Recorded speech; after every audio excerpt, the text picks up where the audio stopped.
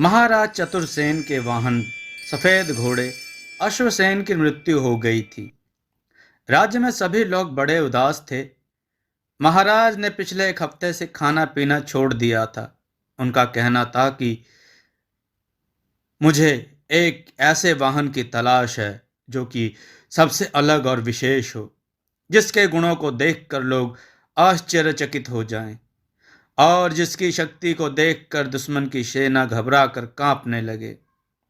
राज्य में सभी लोग अपने द्वारा प्रशिक्षित जानवरों को लेकर महाराज के पास आ रहे थे, लेकिन महाराज को कोई भी जानवर पसंद नहीं आ रहा था। जब उसकी सूचना परी लोक तक पहुंची तो परियों की रानी ने अपने मित्र गरुड़ से इस बात की चर्चा करते हुए कहा। रानी परी बोली, प्रिय मित्र गरुड़, महाराज चतुर सिंह एक बड़े ही योग्य, बुद्धिमान और बहादुर राजा हैं, जो कि मुसीबत की घड़ी में सबकी मदद करते हैं। पिछले दिनों उनके वाहन सफेद घोड़े की मृत्यु के पश्चात वाहन की तलाश में उन्होंने खाना पीना छोड़ दिया है और वह बहुत कमजोर हो गए हैं। उन्होंने कई बार मुश्किल घड़ी में परिलोक की सहायता की है। मुझे समझ नहीं आ रहा कि हम उनकी मदद कैसे कर सकते हैं। गरुड़ बोला, परी महारानी जी, चिंता मत करो। राज्य में हमारे जादूगर करुण शंकरा दैव्य शक्तियों के मालिक हैं और अपनी जादूगरी से इस समस्या का समाधान कर सकते हैं। मुझे तो ऐसा लगता है कि हमें इस बात के बारे में उनसे बात करनी चाहिए। गरुड़ राज की बात सुनते ही परियों की महारानी उनके साथ गरुड़ शंकरा के पास गई और उससे सारी बात बताते हुए बोली, मित्र, आपको हमारी मदद करनी ही होगी। आप महाराज के लिए एक ऐसा अद्भुत वाहन तैयार करिए जिसके बारे में ना पहले कभी किसी ने सुना हो ना देखा हो। गरुड़ शंकरा ने अपनी दैवीय शक्तियों से एक अद्भुत हाथी की रचना की और एक अंडे में बदलकर उसे जंगल में रख दिया।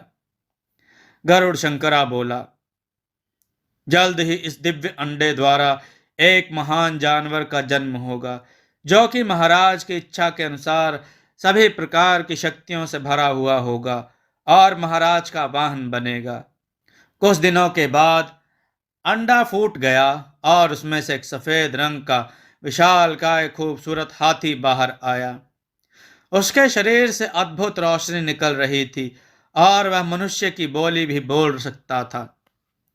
हाथी के चांदी से चमकते शरीर पर सोने के दांत थे और परियों के पंखों के समान कान। बाहर आते ही वो उड़ते हुए महाराज चतुर्सेन की राज्य की तरफ चल पड़ा। चतुर्वाहन बोला, महाराज, मेरा नाम चतुर्वाहन है।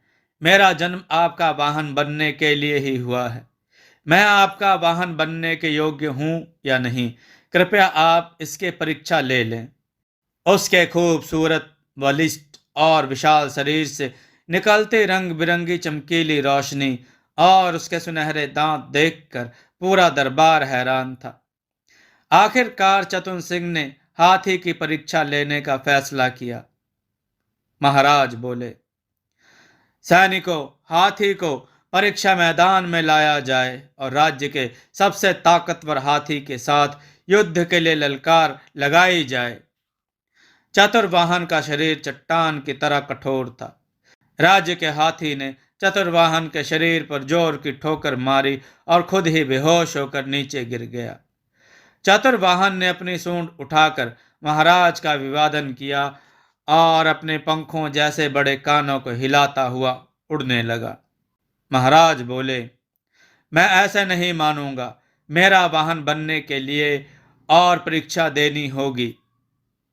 महाराज ने कहा, सेनापति, चतुर्वाहन का मुकाबला करने मैदान में खतरनाक शेरों को भेज दिया जाए। चतुर्वाहन शेरों को देखते ही नीचे उतरा और उसने जादुई शक्तियों से अपने सूंड को लंबा कर लिया। उसने क्रोध से सूंड को हिलाया और पूरी सूंड कांटों से भर गई। उसने अपनी खतरनाक सूंड में लपेट अपने नुकीले दांतों से दोनों शेरों को एक क्षण में ही मार दिया। चारों तरफ उसकी जय जयकार होने लगी। महाराज चतुर्सेन भी बड़े प्रसन्न हुए। महाराज बोले, चतुर्वाहन, मुझे तुम पसंद हो और मैं तुम्हें अपना वाहन बनाता हूं। पूरी प्रजा महाराज की जय जयकार करने लगी। अब महाराज चतुर्सेन बड़े ही प्रसन्न रहते थे। एक बार जब चतुर्सेन की पुत्री विजय लक्ष्मी राज्य सरोवर में स्नान कर रही थी, तो उसने देखा कि खूबसूरत, बलिष्ठ और स्वस्थ शरीर का पुरुष सरोवर के पास खड़ा हुआ वहां लगे सुंदर फूलों से उठने वाली सुगंध का आनंद ले रहा है। विजय लक्ष्मी बोली, ये तो बड़ा ही दिव्य पुरुष है। बलिष्ठ भुजाएं और लंबा कद मेरे मन को मोह रहे हैं। उसे वह पुरुष बहुत पसंद आया और उससे विवाह करने की इच्छा जागृत हुई।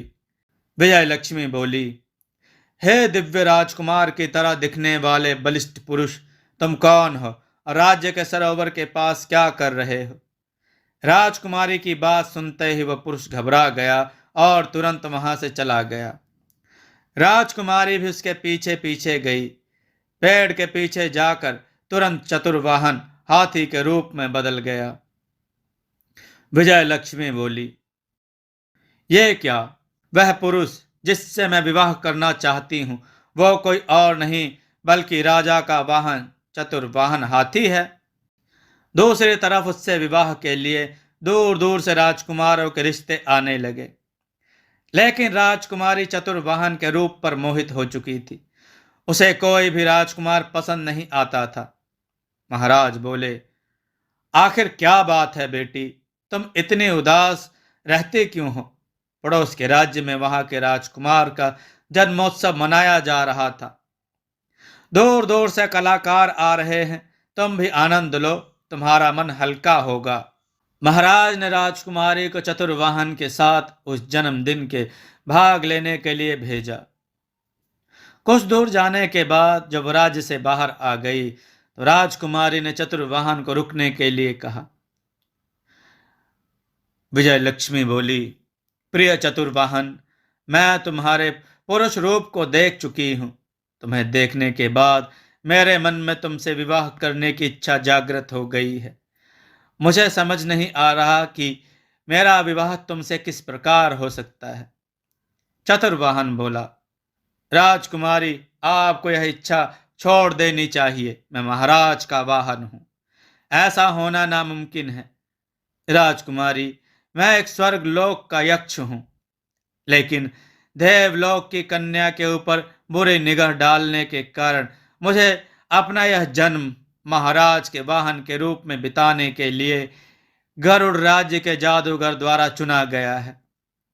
सजा के अनुसार मैं पूरे दिन में एक बार अपने असली रूप में आता हूं, किंतु मुझे विवाह करने का अधिकार नहीं है।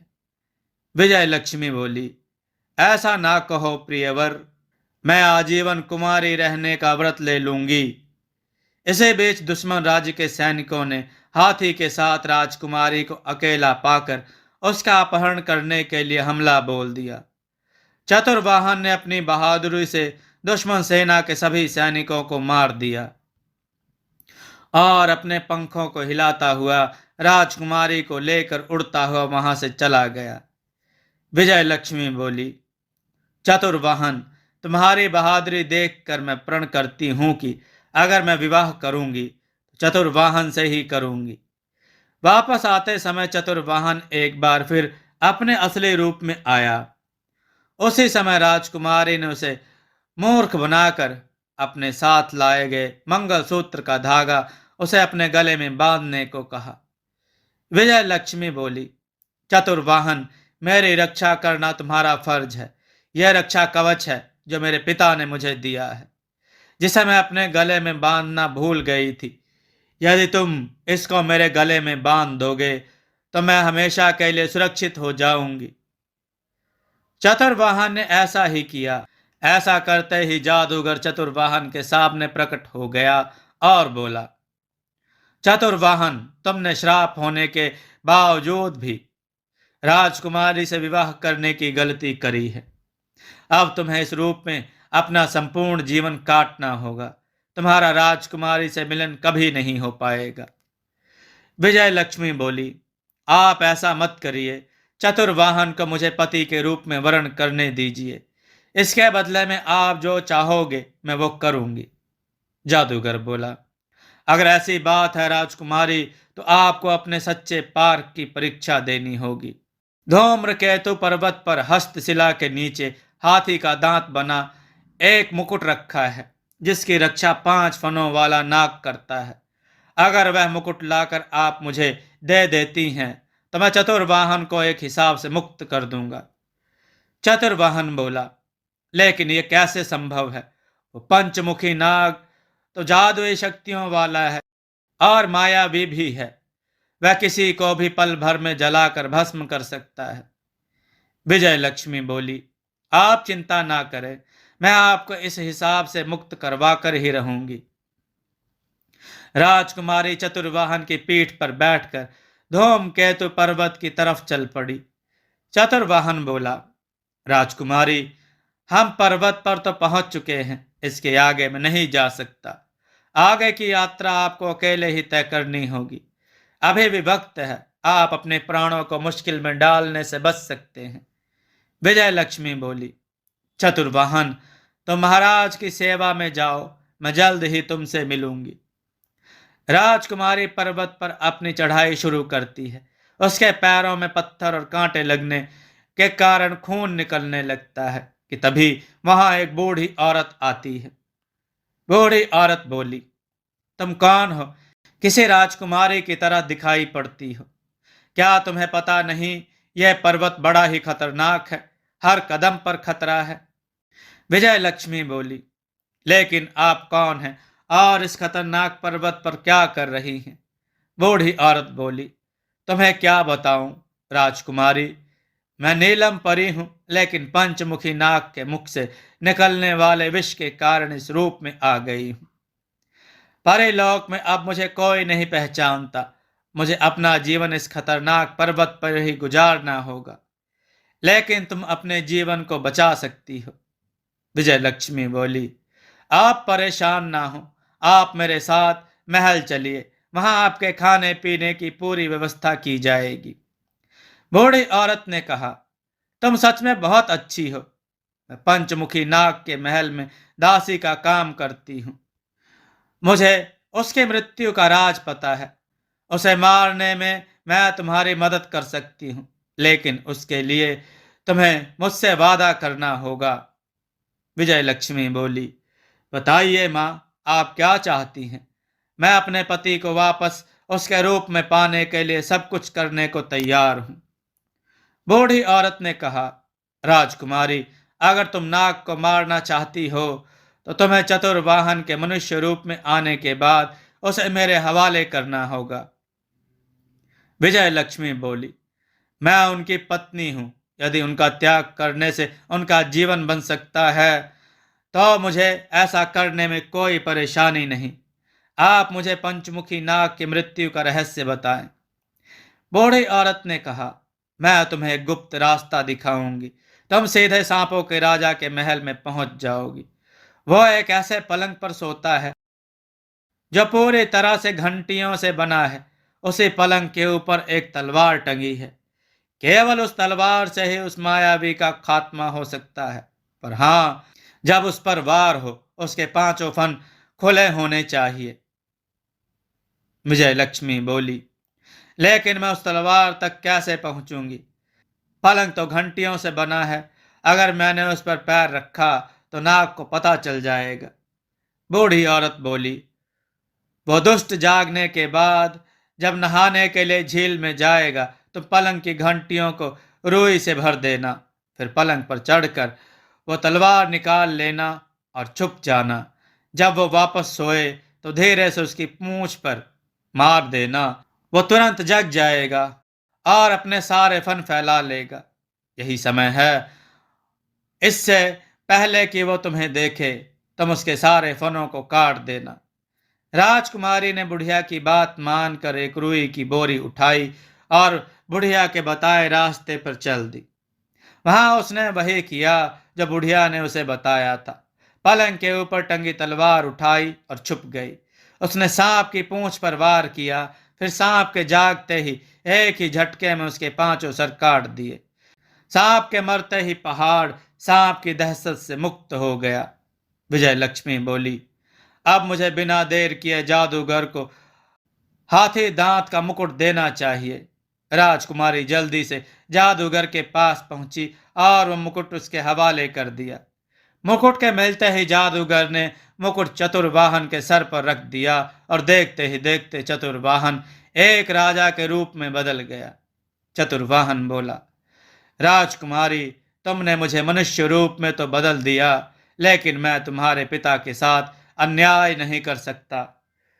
वह मुझ पर बहुत विश्वास करते हैं। मैं सदैव उनका वाहन बनकर रहना चाहता हूं। विजय लक्ष्मी बोली, लेकिन अब आप पर मेरा अधिकार नहीं है, फिर आपको मैं क्या दे सकती हूं? आपकी जान के बदले मैंने आपको पर्वत पर रहने वाली परी को दे दिया। राजकुमारी की बात सुनते ही वहां पर परी प्रकट हुई और बोली, राजकुमारी, मैं तुम्हारे प्रेम की परीक्षा ले रही थी। तुम और चतुर्वाहन दोनों ही अद्भुत हो। चतुर्वाहन का महाराज के प्रति प्रेम देखकर मैं तुम दोनों को चतुर्वाहन के प्रति रूप में एक दूसरा हाथी देती हूं, जो चतुर्वाहन की तरह ही पूरी भक्ति से महाराज की सेवा करेगा। राजकुमारी महाराज को सारी बात बताती है। राजकुमारी के प्रेम और चतुर्वाहन की ईमानदारी से महाराज बहुत खुश होते हैं और धूमधाम से राजकुमारी का विवाह चतुर्वाहन के साथ हो जाता है और उसे राज्य का सेनापति बनाया जाता है। वह राजकुमारी के साथ उसके पति के रूप में खुशी खुशी जीवन बिताने लगता है। दोस्तों, आपको यह कथा कैसी लगी? अपने विचार और सुझाव कमेंट में जरूर दें। हमारी कथाओं को लाइक करें, हमारे चैनल को सब्सक्राइब करना न भूलें। हमारी कथाओं को शेयर जरूर करें, जिससे लोगों को अच्छा ज्ञान प्राप्त हो। जय श्री राम भक्तों।